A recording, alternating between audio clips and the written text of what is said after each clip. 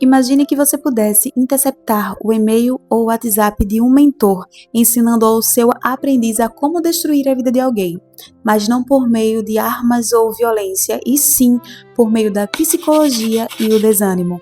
Foi exatamente isso que C.S. Lewis fez em Cartas de um Diabo a seu aprendiz.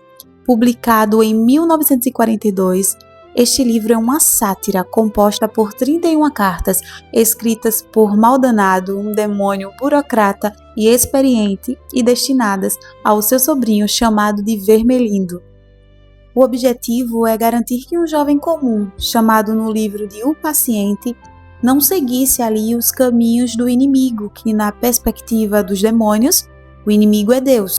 O que torna esse livro genial e acessível é que C.S. Lewis ele faz o enredo parecer tão sutil, porque ele foge aqui de todos os clichês do terror. O mal nesse livro, ele não acontece no cemitério à meia-noite ou numa sexta-feira 13, não, mas Lewis mostra que o mal ele pode acontecer num simples café da manhã, na fila de um banco ou simplesmente no silêncio de um pensamento egoísta. Maldonado explica ao seu sobrinho que o excesso de prazer e o excesso de dor são muito perigosos, porque leva a pessoa a buscar a Deus. E não é isso que eles querem, muito pelo contrário. Eles querem que o paciente, no caso, tenha uma vida morna, uma vida de mornidão e sem perspectiva. E existe uma frase muito conhecida no livro que diz assim: a estrada mais segura para o inferno é gradativa. A ladeira é suave, o solo é macio, sem curvas acentuadas, sem marcos e sem postes indicadores.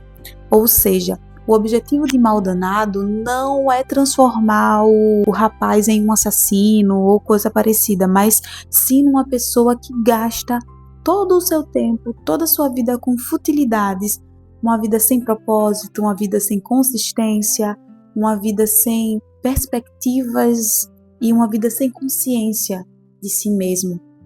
Maldonado diz que o demônio não precisa provar que o cristianismo é falso, mas ele só precisa manter o homem, no caso é o paciente, focado no que é real.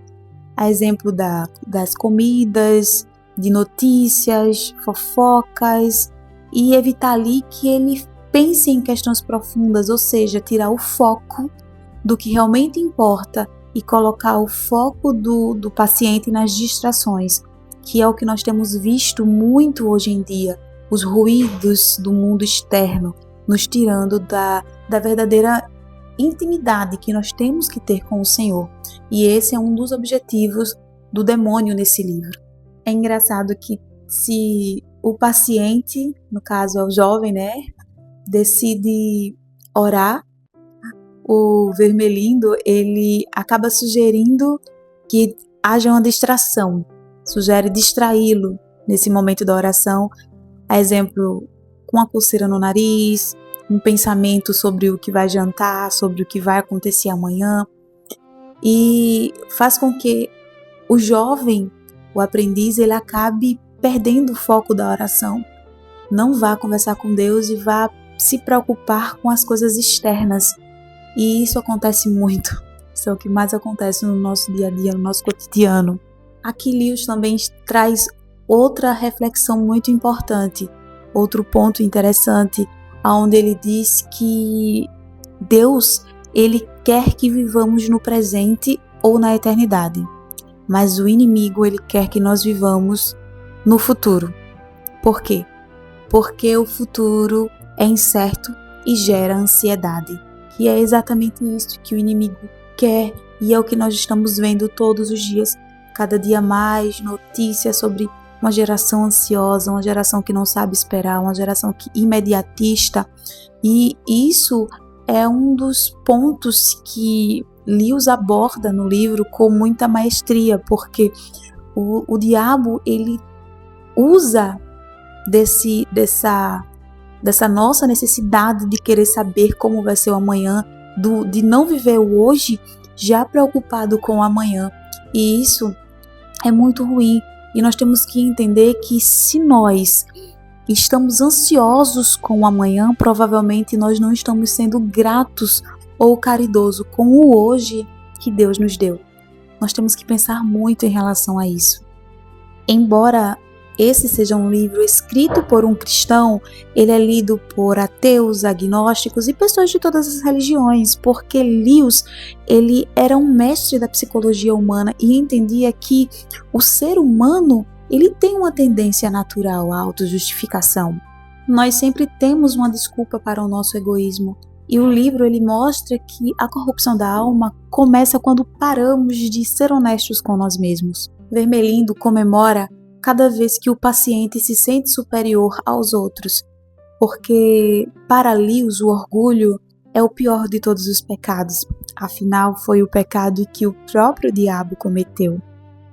E no final das contas, Cartas de um Diabo a Seu Aprendiz não é um livro sobre o demônio, mas é um livro sobre nós, porque ao ler as instruções de Vermelindo, nós acabamos descobrindo as nossas próprias fraquezas e descobrimos também as armadilhas que nós acabamos criando ao tentarmos buscar a nossa própria felicidade.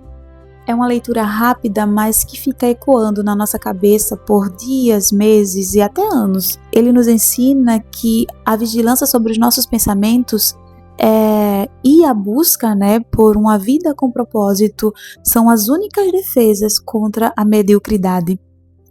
Se você quer entender melhor sobre o que você está vivenciando no momento, sobre o porquê você faz o que faz, ou porque é tão difícil ser uma pessoa melhor, este é um livro que eu indico. É um livro obrigatório. Você, ao ler, saboreie carta por carta. Não precisa ler com muita pressa, porque realmente é um livro para que você vá degustando pouco a pouco. Eu até aconselho você ler uma carta por dia e por aí vai. Mas eu aconselho demais, eu acredito que é um livro obrigatório, não só para cristãos, mas para qualquer pessoa, que se interesse por esse assunto. Lewis era um gênio, todo mundo sabe, um gênio da literatura. E é isso, essa é a minha indicação. Eu acredito que esse seja o primeiro vídeo que eu estou gravando aqui, fazendo uma indicação literária, e eu não podia iniciar com outro livro a não ser esse, que foi e que é um dos principais livros da minha vida, um dos que eu mais gosto, que eu mais tirei experiência, um dos que eu mais tirei experiência, e que vez ou outra eu tô voltando para essa leitura. Então eu indico muito para você que você tenha uma boa leitura, que você faça bom proveito, e é isso. Obrigada por ter assistido até aqui, e até o nosso próximo vídeo. Que Deus te abençoe.